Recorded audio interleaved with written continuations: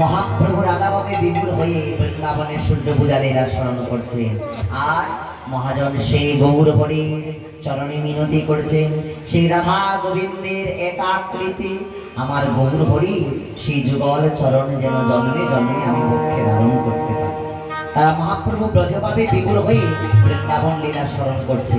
আমরাও বৃন্দাবনে যাব, বৃন্দাবনে গিয়ে বৃন্দাবনের গুষ্ট হয়ে সূর্য পূজা লীলাটুকু আমরা সমাধান করব। সকলে মিলে বৃন্দাবনের সূর্য পূজা লীলা সমাধান করব। বৃন্দাবনে গিয়েছেন আপনারা? গেছেন বৃন্দাবনে? কারা কারা বৃন্দাবনে গেছেন দেখে হাত পেল? কেউ জান নাই? যাবেন? তো চলো আমরা মনকে মধুময় শ্রীরাম বৃন্দাবনে নিয়ে চলি। দেহটা আমাদের এখানে থাকলে মনটাকে মধুময় শ্রীরাম বৃন্দাবনে। কেমন? এই জায়গায় নব বৃন্দাবন সাজানো হয়েছে, আমরা সেই মধুময় শ্রীরাম বৃন্দাবনে যাব মনটাকে নিয়ে। সকলে মিলে রাধারানীর চরণে প্রার্থনা করবেন, হে রাধে তুমি কৃপা করে আমাদেরকে মধুময় শ্রীরাম বৃন্দাবনে নিয়ে চলো। শ্রীরাম বৃন্দাবন সবাই মিলে বলবেন, রাধা রানী কে, রাধা রানী কে, বৃন্দাবন বিহারী লাল কে, बाकी बिहारी लाल के, कुंज बिहारी लाल के, युगल सरकार की, युगल सरकार की जय जय श्री राधे। चलो रे मन श्री वृंदावन धाम, चलो रे मन श्री वृंदावन धाम, रटे जाना रे राधे मिलेंगे और के काम हरी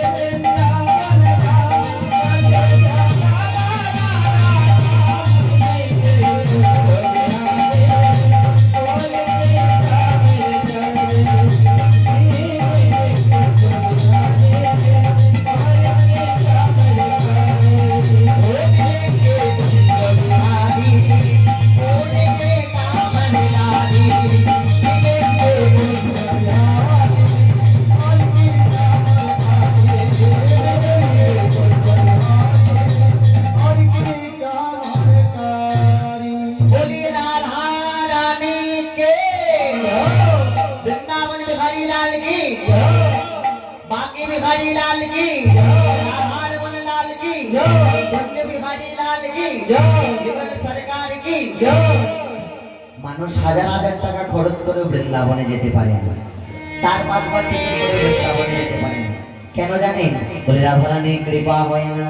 আর রাধারানীর কৃপা যদি না হয় তাহলে বৃন্দাবনে যাওয়া সম্ভব না।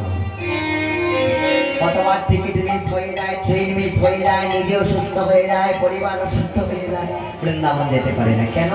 রাধারানীর কৃপা কিন্তু তো যাওয়া সম্ভব নয়। বৃন্দাবনের অধিষ্ঠাত্রী দেবী হচ্ছেন প্রেমময়ী রাধারানী। বৃন্দাবনে অধিষ্ঠাত্রী দেবী হচ্ছেন প্রেমময়ী রাধারানী।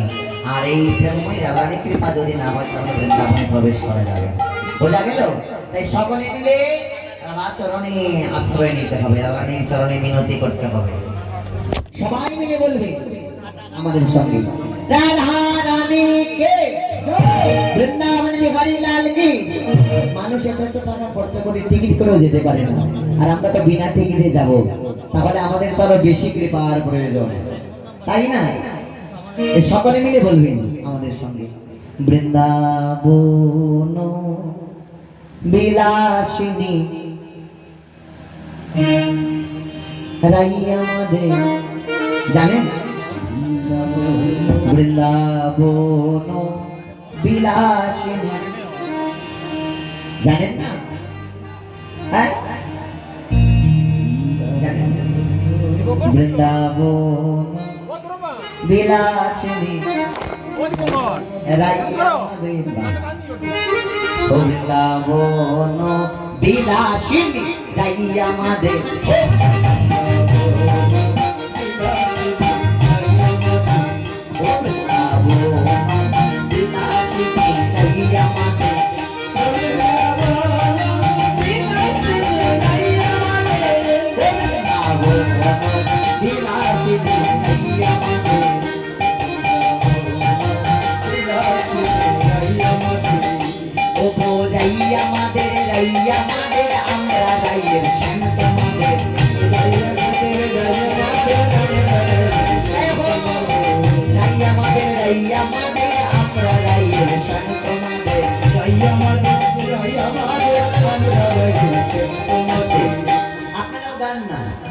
আমার সঙ্গে গান সবাই মিলে, রাইয়া মাদের রাইয়া মাদের আমরা রাইয়ের শান্ত মাদের, রাইয়া মাদের রাইয়া মাদের রাইয়া মাদের আমরা রাইয়ের শান্ত মাদের, রাইয়া মাদের রাইয়া মাদের আমরা রাইয়ের শান্ত মাদের।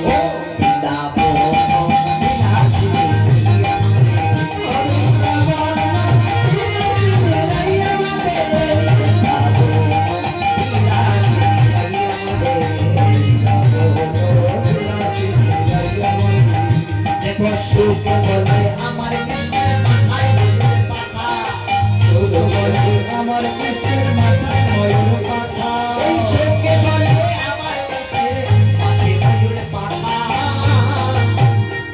এই সুখে বলে আমার কৃষ্ণের মাথায় ময়ূর পাখা। শাড়ি বলে শাড়ি বলে শাড়ি বলছে শুধু ময়ূর পাখাটাই দেখলে আর কি কিছু দেখলে না, ভালো করে দেখো। শাড়ি বলে আমার রাধার নাম লেখা, শাড়ি বলে আমার রাধার নাম লেখা, ওই শাড়ি বলে আমার রাধার নাম লেখা, শাড়ি বলে আমার রাধার নাম লেখা, শুধু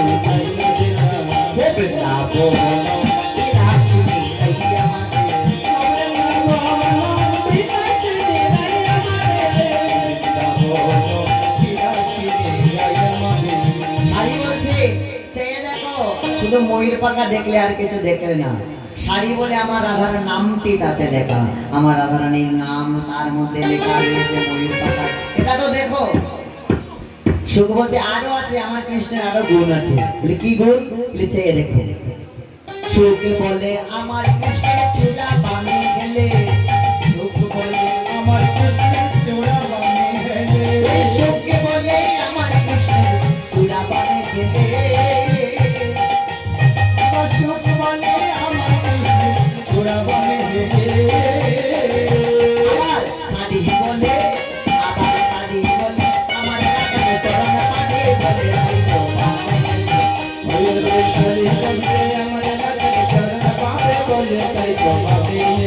শাড়ি বলছে শোনো, তোরা বামে কেন গেলে এটা জানো? বলছো তো বাদিকে গেলে, সামনের দিকে হেলতে পারতো, পিছন দিকে হেলতে পারতো, ডান দিকে হেলতে পারতো, বাদিকে কেন চূড়া গেলে? কারণ বামেতে আমার রাধারানী দাঁড়িয়ে রয়েছেন, তাই তো রাধারানীর চরণ পাবে বলে চূড়া যেন পড়ে গিয়ে রাধারানীর চরণ পায়, সেই অভিলাষে চূড়া বাদিকে হেলে। তাই শাড়ি বললে আমার রাধার চরণ পাবে বলে, তাই তো বামে গেলে। শাড়ি বললে আমার রাধার চরণ পাবে বলে, বৃন্দাবন বিলাসিনী তাই আমাদের, বিলাসিনী তাই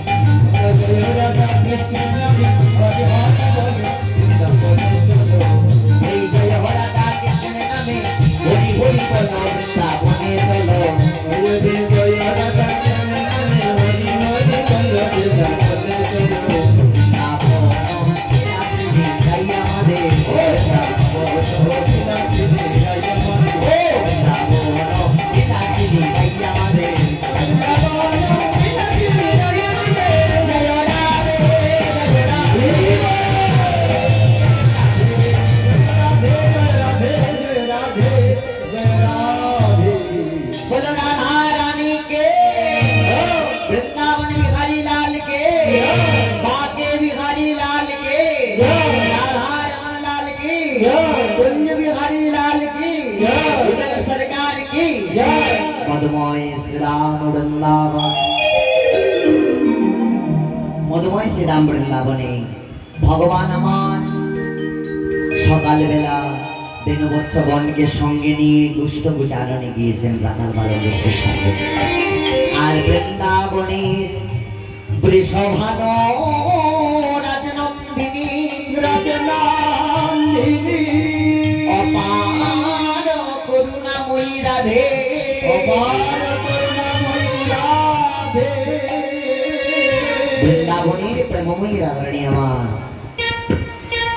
রাধারানী আমার বসে বসে একা একা বসে বসে মন মলিন করে গোবিন্দের কথাটা চিন্তন করছেন। এখানে সময় সম্মুখে দেখলেন তুলসীকে, মানে সখী, রাধারানীর এক সখী যার নাম হচ্ছে তুলসী। মানে সখী মানে তো বুঝেন কি, বান্ধবী। রাধারানীর এক প্রিয় সখী তুলসীকে দেখে রাধারানী ডাকছেন, অ তুলসী, অ তুলসী, এদিকে আয়, এদিকে আয়, এদিকে আয়। কেন? বলে আয় না রে, আমার মনের দুটা কথা তোর কাছে বলবো। আমার মনের কথা তোর কাছে বলবো। বলে মনের কথা কি বলবি বল? তুলসী সে বলছে, রাধারানী বলছেন কি আর বলবো, শোন তুলসী, আমার তো আমার মনের কথা যা কিছুই আছে সব আমার গোবিন্দের, সকলই তো আমার গোবিন্দের কথা।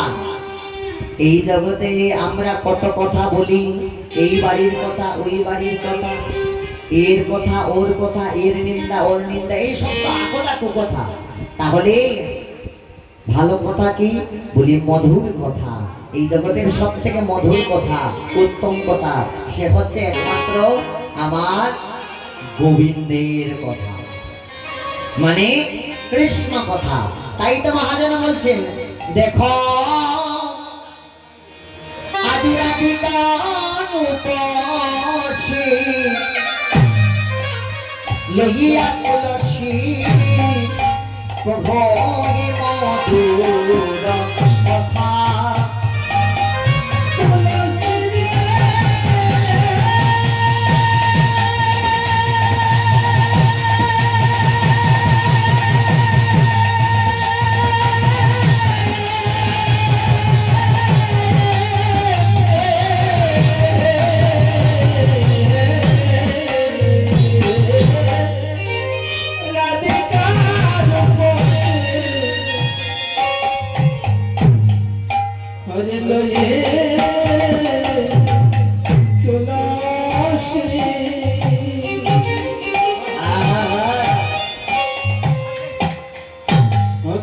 কহিছে মধুর কথা। রানী তুলসীকে সঙ্গে নিয়ে মধুর কথা বলছেন। ওহে মধুর মধুর কৃষ্ণ কথা, ওহে মধুর মধুর মধুর কথা কি? কথা। মধুর কথা মানে কৃষ্ণ কথা। ওহে মধুর মধুর মধুর কৃষ্ণ কথা, ওহে মধুর মধুর কৃষ্ণ কথা। যে কথা শুনিলে জুড়ায় জীবের প্রাণের ব্যথা। ওহে সেই মধুর মধুর কৃষ্ণ কথা, যে কথা শুনলে জোড়ায় প্রাণের ব্যথা। ওহে মধুর মধুর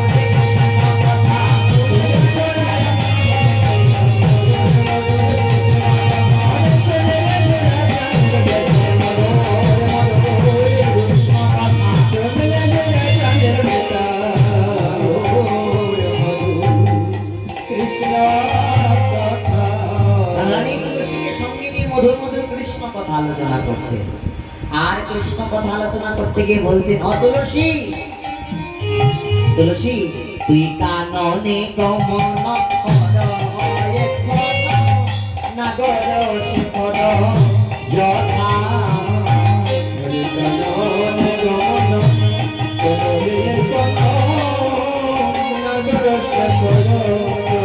তুলসী তুই একবার দেখে আয় না,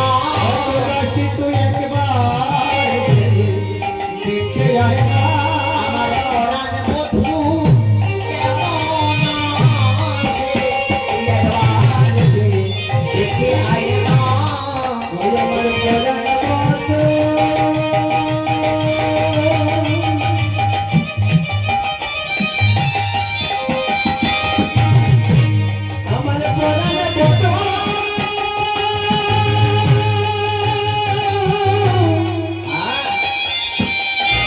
আমার পরম বধূ কেমন আছে।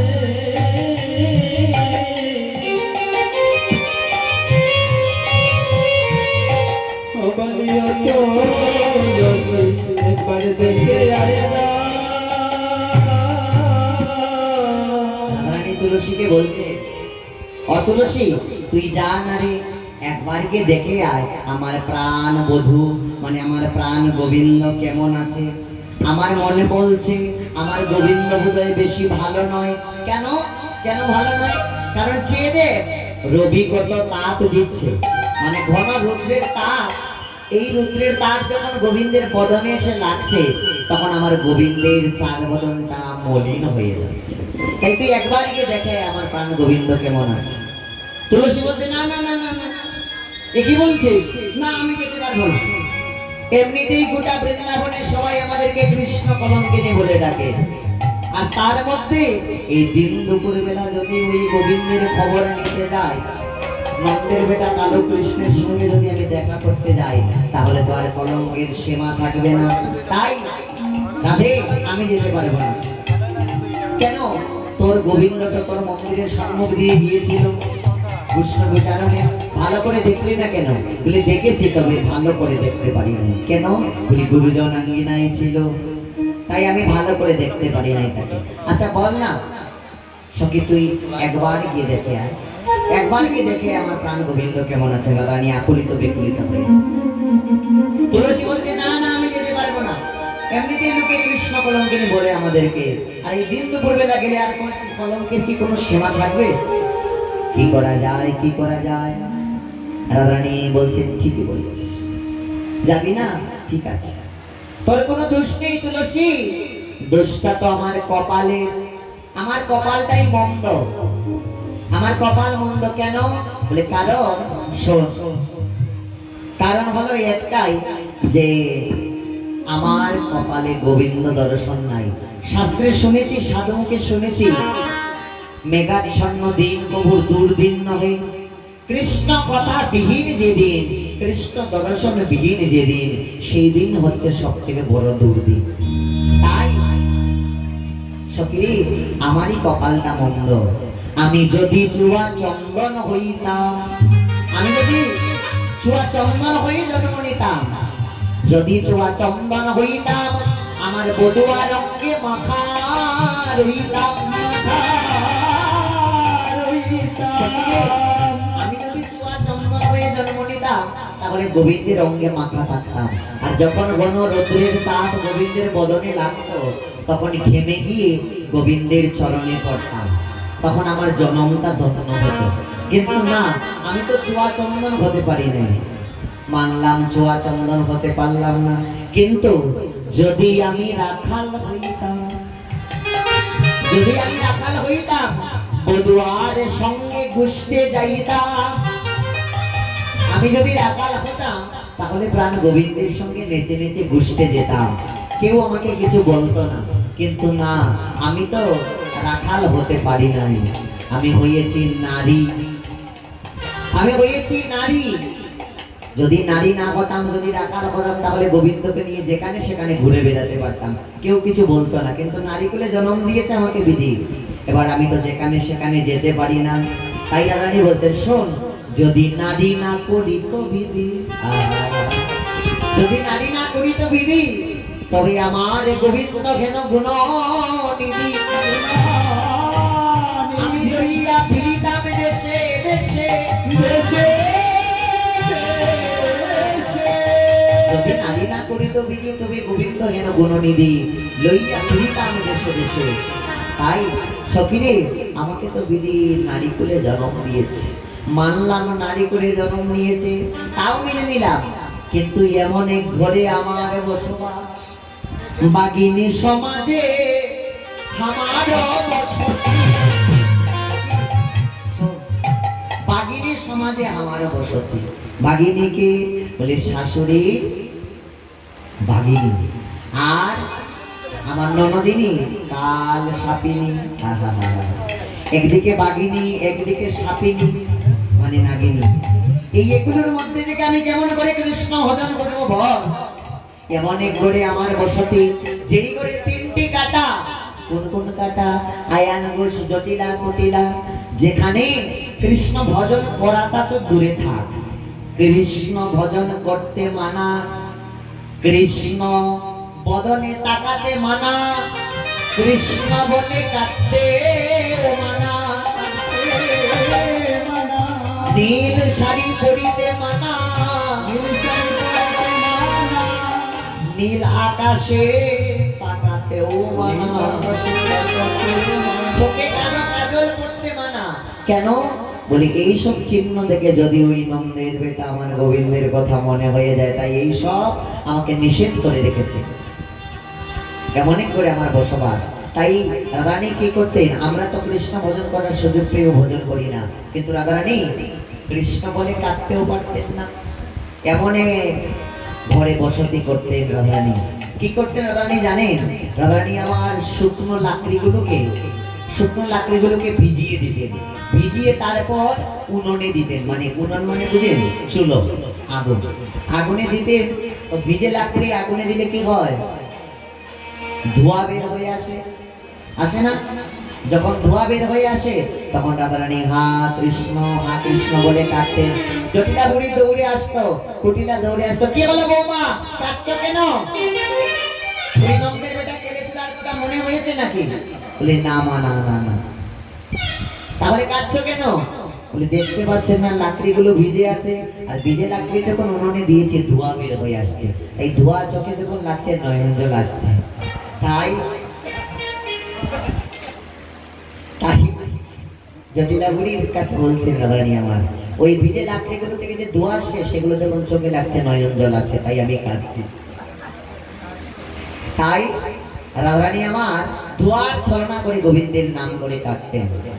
এবার এমনই করে বসতি রাধারানী কাঁদছেন, আর তুলসীকে বলছেন, তুলসী রে কি বলবো, আমার কপালটাই মন্দ, গোবিন্দ দর্শন হয় না, কৃষ্ণ ভজন করতে পারি না। রাধারানী কাঁদছেন। ঠিক আছে, তুই যাবি না তো ঠিকই আছে, তোর কোনো দোষ নাই, আমারই কপালটা মন্দ। তখন তুলসী রাধারানীর চোখের মধ্যে জল দেখে, রাধারানীর নয়নে জল দেখে তুলসী আর সহ্য করতে পারছে না। তুলসী বলছে থাম থাম থাম, আর কাঁদিস না। সব সহ্য করতে পারি কিন্তু তোর চোখের জল সহ্য করতে পারি না। ঠিক আছে আমি যাব, আমি যাব তোর গোবিন্দের খবর নিতে। তবে হ্যাঁ আমি যে যাব আমার একটা শর্ত আছে। কি শর্ত? বলে আমার একটা পুরস্কার লাগবে। কি পুরস্কার? রানী বলছে, কি পুরস্কার কাজ বল? তুই যা চাইবি আমি তোকে তাই দেব, তুই আমার গোবিন্দের খবর নিয়ে আয়। রানী বলছে যা চাইবি তাই দেব। তুলসী বলছে যা চাইবো তাই দিবি? বলে হ্যাঁ। রানী বলছেন বল তুই কি চাস? তুলসী বলছে কি চাইবো? রানী বলছেন এক কাজ কর তুলসী, এই যে আমার গলের যে এই যে গজমতি হার, এই গজমতি হারটা তো সব থেকে দামি। রাধারানী তো রাজার মেয়ে, রাজার কন্যা, তো সব থেকে দামি হচ্ছে এই গজমতি হার। বলছেন এই গজমতি হারটা আমি তোকে দিয়ে দেব, তোকে আমি এই গজমতিটা দিয়ে দেব, গজমতি নিয়ে নে তুই, আর তুই আমার গোবিন্দের খবর নিয়ে আয়। তুলসী বলছেন গজমতি দিবি রাধে? নেব, তবে আমার আরেকটা শর্ত আছে। কি? এই গজমতি দিতে চাইছিস নেব, কিন্তু এই গজমতির থেকে গজটা আমি নেব না। গজমতির থেকে গজটা আমি নেব না, গজটা তুই রেখে দে। গজমতির থেকে গজ বাদ দিলে যেটুকু থাকে সেইটুকু তুই আমাকে দান কর। গজমতির থেকে গজ বাদ দিলে যেটুকু থাকে সেইটুকু তুই আমাকে দে। এবার গজমতির থেকে গজ বাদ দিলে কি থাকে? মতি। তুলসী বলছে রাধে তুই গজমতির থেকে গজটা রেখে দে, গজ আমি নেব না, গজ বাদ দিলে যেটুকু থাকে সেটুকু হচ্ছে মতি, তুই আমাকে মতি দান কর। কোন মতি? বলি যুগল পদে আমায় মতি দিবে। ওরে যুগল পদে আমায় মতি দিবে। আর কিছু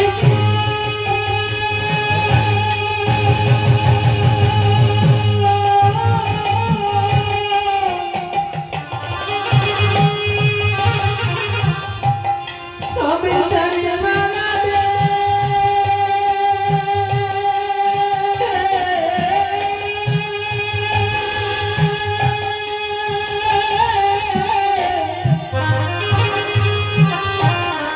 আমায় যুগল পদে আরে মতি দিবে।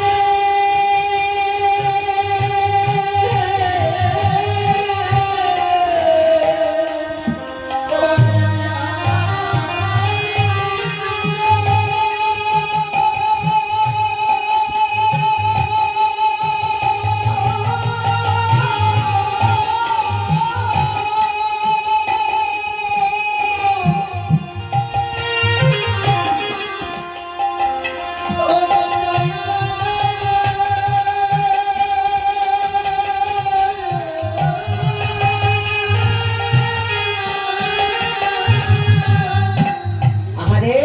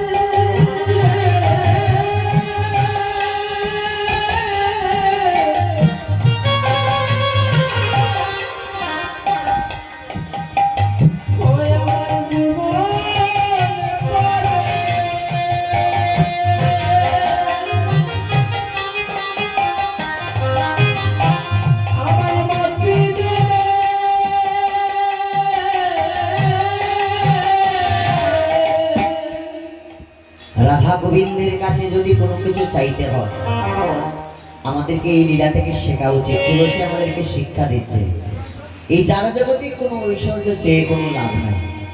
তুলসী কি বলছেন? বলে এই মতি দিবি? না না না না, এই গজমতির আমার প্রয়োজন নাই, দিতেই যদি হয় তাহলে যুগল পদে আমাকে মতি দান কর। আমার যেন রাধা গোবিন্দের যুগল পদে মতি হয়, এই আশীর্বাদ তুই আমাকে দান কর। আমি এই গজমতি চাই না। তাই আমরাও যদি রাধাগোবিন্দের কাছে কোনো কিছু চাইতে হয় তাহলে অন্য কিছু চাইবো না, যদি চাইতে হয় তাহলে যুগল পদে মতি চাইবো। এখানে আমাদেরকে এই শিক্ষাটাই দিচ্ছে, বোঝা গেল? তাই তুলসী রাধারানীকে বলছে আমাকে যুগল পদে মতি দান কর। রাধারানী বলছেন আশীর্বাদ করলাম তোর যেন যুগল পদে মতি হয়। রাধারানীর চরণে প্রণতি নিবেদন করে তুলসী রওনা দেবেন। এবার এখানে সময় একখানা মালা তুলসী রাধারানীর অঙ্গ স্পর্শিত করে হাতে নিয়েছে। আর রাধারানী বলছেন শোন, তুই যে যাচ্ছিস আমার কথাটা শুনে যা। বলে কি? সময় বুঝিয়া সরস্বতী মিলিবি না।